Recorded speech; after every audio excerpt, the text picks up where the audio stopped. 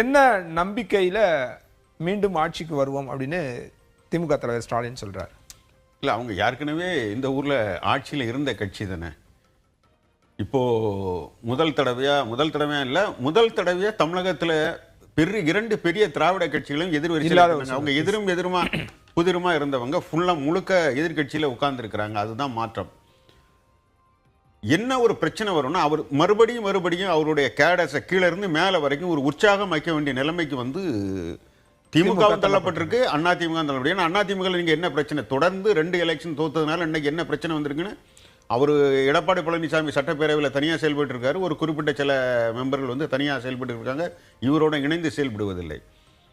முன்னாடி இவங்களுக்குள்ள அதிகாரத்தை பகிர்ந்து கொண்டார்கள். இவர்கள் 5 வருடம், அவர்கள் ஒரு 5 வருடம், அதுல ஒரு 10 வருஷம் கண்டினியூ ஆகும். இவங்க கொஞ்ச நாள் கழிச்சு திருப்பி வந்துருவாங்க. பட் 3வது ஒரு ஆள் இந்த ஊரில் தமிழக அரசியலில் உருவாகி விட்டார். ஆகவே இந்த அமைப்பையோ கட்சிக்காரர்களையோ நீங்கள் உற்சாகமாக வைக்கவில்லை என்றால் கண்டினியூஸாக ஒரு அடுத்த எலெக்ஷனும் மறுபடியும் விஜய் வருதுன்னு வச்சிங்களேன், அதில் ஒரு பெரிய தளர்ச்சி வந்துடும், ஒரு சோர்வு அந்த கட்சிக்குள்ளே உருவாயிடும். ஆகவே நீங்கள் தொடர்ந்து முன்னா மாதிரி இல்லாமல் ரொம்ப அக்ரெசிவாக பாலிடிக்ஸ் பண்ண வேண்டிய ஒரு நிலைமைக்கு வந்து திமுக அதிமுக ரெண்டுமே தள்ளப்பட்டிருக்கு. அதிமுக எப்படி அதை சமாளிக்க போகுங்கிறது கேள்வி.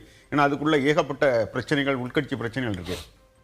திமுக இது வரைக்கும் ஒரு கட்டுக்கோப்பான ஒரு அமைப்பாக தான் இருக்குது. ஏன்னா அதுலேருந்து அந்த கட்சியிலேருந்து யாரும் வந்து புதுசாக விஜய் கட்சிக்கு போய் சேரலை, அதனால ஒரு பிரச்சனை இல்லை. திமுகவுக்கு ஒரு நெருக்கடி என்னென்னா, அவருடைய பழைய கூட்டணிகள் எல்லாமே அதை விட்டு இன்று விலகி விட்டன. ஸோ ரொம்ப தீவிரமாக செயல்பட வேண்டிய ஒரு காலகட்டத்துக்கு வந்து திமுக ரொம்ப நாளைக்கு பிறகு நான் சொல்கிறேன். ஏன்னா எம்ஜிஆர் இருக்கிறச்சில் வந்து 13 ஆண்டு காலம் அவர்கள் அதிகாரம் இருந்தாலும் அந்த திமுகவுக்கு என்று தமிழக அரசியலில் இருந்த இடத்தை நிரப்புவதற்கான இன்னொரு கட்சி பெரிதாக உருவாகிவிடவில்லை. ஆனால் சமீப காலங்களாக தமிழகத்தில் வந்து நீங்கள் பார்த்துருப்பீங்க, கட்சிகளின் எண்ணிக்கை அதிகமாக இருக்குது. திடீர்னு விஜய்ங்கிறவர் ஒரு கட்சியை தொடங்கி ஒரு 2.5 வருஷத்தில் ஆட்சியை பிடிச்சிருக்கிறார். ஸோ இந்த திராவிட கட்சிகளுக்கு ஒட்டுமொத்தமாக அவருமே விஜயுமே திராவிட வெற்றி கழகம், தமிழக வெற்றி கழகம்னு பேர் வச்சாலும், கழகங்கிற பேர் இருந்தாலும், அவர் பேசுகிற அரசியல் இந்த அரசினுடைய திட்டங்களின் நீட்சியாக தொடர்ந்து செயல்பட்டாலும் ஐடியாலஜிக்கலாக அவரோட கொள்கை ரீதியாக இவங்களோட பெரிய ஷேரிங் ஒன்றும் இல்லை. ஸோ அதை நோக்கி மக்களும் போகலாம், அது போயிருக்கிறாங்க. ஸோ திமுக மற்ற காலங்களை விட இன்று ரொம்ப தீவிரமாக உங்களோட இதுல இருந்து இப்படி புரிஞ்சுக்கலாமா, திமுக தலைவர் பேசுறது அப்படின்றது தொண்டர்களை உற்சாகப்படுத்துறதுக்காக பேச? அது நிச்சயமா இதுல என்ன இருக்கு, அது செஞ்சுதானே என்னன்னு. ஏன்னா அவங்க வந்து இன்னைக்கு வந்து 2 விஷயம் பண்ணியிருக்கிறாங்க. கட்சி வந்து கம்ப்ளீட்டா மறுசீரமைப்பு பண்ணுவதற்காக இன்று 111 மாவட்டங்களை உருவாக்கி, இப்போ சோழிங்கநல்லூர் வந்து சோழிங்கநல்லூரை ஒரு மாவட்டமாக உருவாக்குறதுனால 110 ஆயிருக்கு. வயசானவர்களுக்கு ஒரு 70 வயசு தாண்டினா நீங்கள் இனிமேல் மாவட்ட செயலராக இருக்க முடியாது. ஸோ இளைஞர்கள் உள்ளே வர போகிறாங்க. ஒவ்வொருத்தருக்கும் டேர்மும் ஃபிக்ஸ் பண்ணிட்டாங்க. 3 தடவைக்கு மேலே வந்து திமுகவில் ஒரு காலத்தில் நான் என்ன கேட்க நினைக்கிறேன்னா, இது உள்ளார்ந்த நடவடிக்கையா, கட்சி மீண்டும் ஆட்சிக்கு வரும் அப்படின்றது உண்மையிலேயே ஒரு கட்சி சார்ந்த இருக்கிற நிலைமையில அவர் வரணுங்கிறத எல்லா கட்சிக்குமே ஆட்சிக்கு வரணுங்கிற ஒரு எண்ணத்துல தான் எல்லா கட்சியுமே செயல்படுறாங்க. இன்னைக்கு உள்ள நிலைமையில ஒருவேளை அடுத்த தேர்தலில் தாவேகா வெற்றி பெறவில்லை என்றால் அந்த இடத்தை திமுக தான் பிடிக்கிற லெவலில் இருக்கு. ஏன்னா வேற எந்த கட்சியுமே தமிழகத்தில் அந்த பலத்துக்கு, திமுகவினுடைய பலத்துக்கு உருவாகலை. அதிமுக பெரிய கட்சி தான், திமுகவை விட பெரிய கட்சி, திமுகவை விட அதிக வாக்குகள் வாங்கி இருக்கிற கட்சி. ஆனா அதனுடைய நிலைமை இன்று பரிதாபகரமாக இருப்பதனால் அந்த இடத்துல அந்த சூழல் இருக்கா, வருமா அப்படின்னு தான் நான் கேட்கிறேன். அதுதான் திருப்பி ஒரு தாவேகா இல்லைன்னா இந்த ஊர்ல யார் வருவாங்க, திமுக தான் வரும். ஸோ அதற்கான ஒரு தயாரிப்பு, ஒரு ஊக்குவிப்பாகத்தான் இங்க ஸ்டாலினுடைய பேச்சை பார்க்கணும். தொடர்ந்து அவர் பேச வேண்டியது வரும். அதுதான் என்னுடைய இது. ரைட். திரு ரகு, நீங்க எப்படி பார்க்க, என்ன நம்பிக்கையில, என்ன இதுல? இப்போ திரு கோலப்பன் சொல்றதுல 2 பாயிண்ட் சொல்றாரு. ஒன்று வந்து உள்ளார்ந்த அடிப்படையில் இப்போ திமுக தாவேகா இல்லாத ஒரு சூழலில் திமுக தான் வரும், அடுத்த இடத்துல அதான் இருக்கு அப்படின்றது ஒன்று. தொண்டர்கள் தளர்ச்சி அடைஞ்சிடக்கூடாது, சோர்ந்து போயிடக்கூடாது அப்படின்றக்காக, அவங்கள உற்சாகப்படுத்துறதுக்காக இதை பேசியிருப்பாரு அப்படின்றாரு.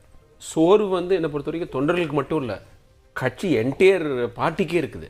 ஏன்னா நீங்கள் திரும்பி பார்த்தீங்கன்னா திமுக வந்து 2001, அப்புறம் 2016, 2026 3லையுமே ஜெயிச்சிருக்கணும் என்னை பொறுத்த வரைக்கும். அதற்கான சாத்தியக்கூறுகள் இருந்தது. 2001 ஏன்னா 96லேருந்து 2001 வரைக்கும் சிறப்பான ஆட்சியை வந்து ஐயா கருணாநிதி கொடுத்தாரு.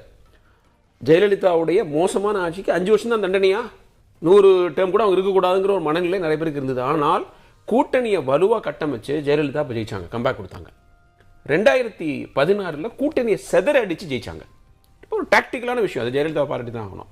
அவங்க அரசியலை வந்து ரசிக்கலைன்னா கூட அவங்க செஞ்சது வந்து ஒரு சாதுரியமான விஷயம். ஆனால் என்னை பொறுத்த வரைக்கும் திமுக வரலாறுலேயே மிகப்பெரிய தோல்வி 2026 தான். ஏன்னா எல்லா காரணிகளும் உங்களுக்கு சாதகமாக இருந்தது. அது எந்த வேணால் நீங்கள் எடுங்க. நீங்கள் கூட்டணி பலம், பண பலம், உங்களுக்கு வந்து அதிகார பலம், எக்ஸ்பீரியன்ஸ் எல்லாமே இருந்தது. ஓட்டு எதிர் ஓட்டுலாம் செதறினது. ஒரு ஏடிஎம் 31 வருடம் தமிழ்நாட்டை ஆட்சி செஞ்ச ஏடிஎம்கே ஒரு பக்கம், புதுசாக வந்திருக்கிற ஒரு மாஸ் நடிகரை தலைவராக கொண்ட ஒரு கட்சி ஒரு பக்கம்னு எல்லாமே ஃபேவரபுளாக இருக்கும்போது தோத்தது வந்து திமுகவினால டைஜஸ்டே பண்ண முடியல. இன்னைக்கு வந்து ஏடிஎம்கே 2026 ஜெயிச்சிருந்ததுன்னா இந்த மறுசீரமைப்புலாம் நடந்திருக்காது. ஏடிஎம்கே தான்ப்பா தோக்கடிச்சிக்கலாம்ப்பா அப்படின்னு அவங்க விட்டுருவாங்க, அவங்க இல்லைன்னா நம்ம தான் வருவோம் அப்படின்னு. இப்போ வந்து விஜய் வந்திருக்கிறது அவங்களுக்குள்ளார ஒரு பதற்றத்தை ஏற்படுத்தியிருக்கு. ஏன்னா நல்லா ஆட்சி செய்யாமலேயே நல்ல பேர் வாங்க முடியும் விஜய்னால.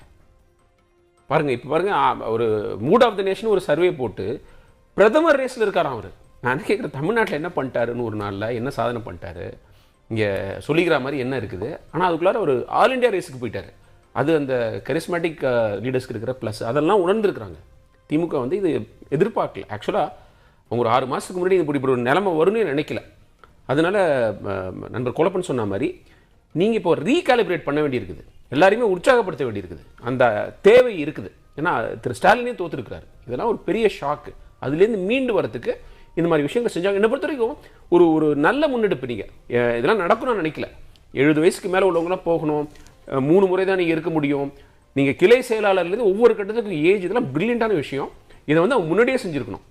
ஏன்னா அது ஒரு சுயமரியாதையை பின்பற்ற கட்சி வந்து, பகுத்தறிவை பின்பற்ற கட்சி வந்து இந்த மாதிரி விஷயங்களை வந்து அதுலயுமே ஒரு விமர்சனம் வருது இல்ல. இப்போ 6 தொகுதி இருக்க ஒரு மாவட்டம், ஏதோ ஒரு மாவட்டத்தை எக்ஸார்வை எடுத்துக்கிறீங்கன்னு வச்சுக்கோங்களேன். அதுல வந்து 2 பேர் 2 அதை 3 மாவட்டங்களா பிரிக்கிறாங்க அப்படின்னா கூட அந்த 6 மாவட்டத்துக்கு ஏற்கனவே ஒரு சீனியர் லீடர் இருக்காரு, அவர் எக்ஸ்பெல் ஆகிறார், வெளியிலேயே போறாரு அப்படின்னா அந்த மற்றவங்களை யார் நியமிப்பா, எப்படி நியமிப்பாங்க? இல்ல நீங்க அது இந்த ரகு சொன்னது நான் ஏத்துக்கிறேன். அந்த ஒரு சோர்வு அதெல்லாம் இருக்கு, மேல வரைக்கும் இருக்கு.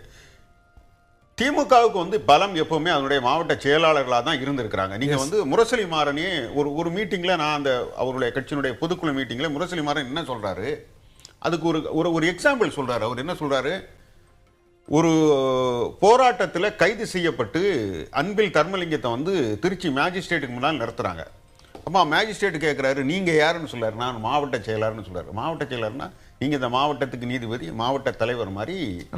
அந்த அளவுக்கு திமுகவினுடைய மாவட்ட செயலாளர்கள் வந்து ஒரு சக்தி வாய்ந்த ஒரு அமைப்பாக இருந்தது.